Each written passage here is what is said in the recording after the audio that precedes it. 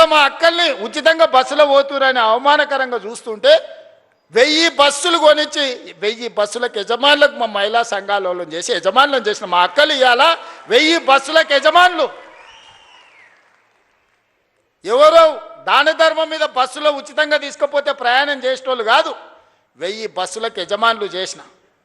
Solar విద్యుత్ అంటే అదాని అంబానీ అంటే 1000 మెగావాట్ల సోలార్ విద్యుత్తు మా ఆడబిడ్డలకు ఇచ్చి ఈరోజు విద్యుత్ ఉత్పత్తి చేసే పెట్టించి ఈరోజు బట్టిగారితో ఒప్పందం చేపించి ఇవాళ మా అక్కలకు అందరికీ సోలార్ విద్యుత్ ఉత్పత్తి చేసే యజమానులను చేపించిన.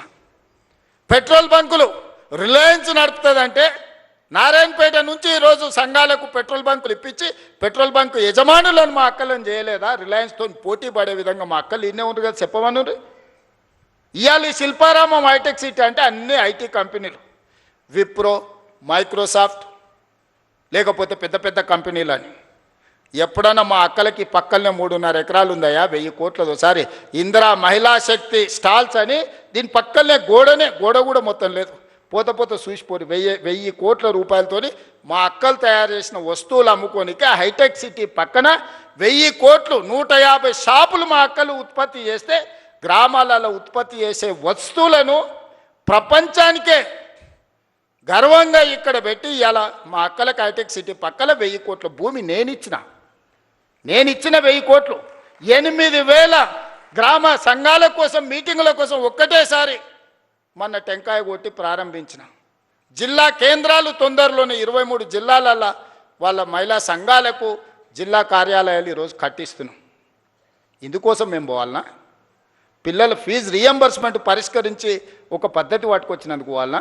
తెలంగాణ ఉద్యమమే నిరుద్యోగ సమస్య కదా. ఓ శ్రీకాంతాచారి, ఓ కానిస్టేబుల్ కిష్టయ్య, ఓ ఈశాన్ రెడ్డి, ఓ వేణుగోపాల్ రెడ్డి, ఓ సురేష్ నాయక్, ఓ కవితా నాయక్, ఈ పిల్లలందరూ దేనికోసం చచ్చిపోయినరు?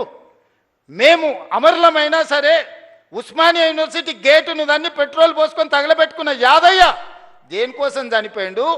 యాదిరెడ్డి ఎర్రకోట ముందల చెట్టుకు ఉరేసుకొని దేనికోసం ప్రాణత్యాగం చేసిండు?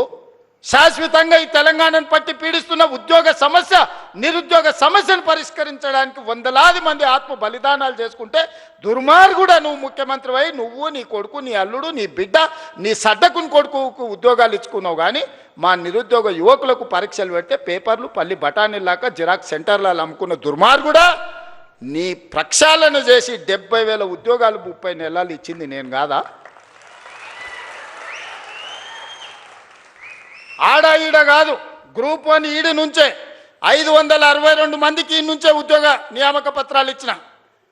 పుల్లలు పెట్టి కేసులు పెడితే సుప్రీంకోర్టు వరకు పోయి కొట్లాడి 562 మంది పేదోళ్ళ బిడ్డల్ని కాపాడి ఇవాళ గ్రూప్ 1 అధికారులను చేసిన.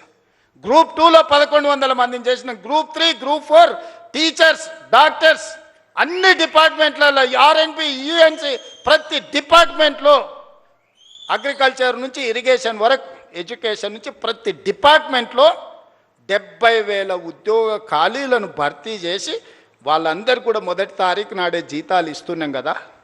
ఇది కాదా ప్రజాపాలన? ప్రజలు ఎన్నుకున్న ప్రభుత్వం ఇది కాదా?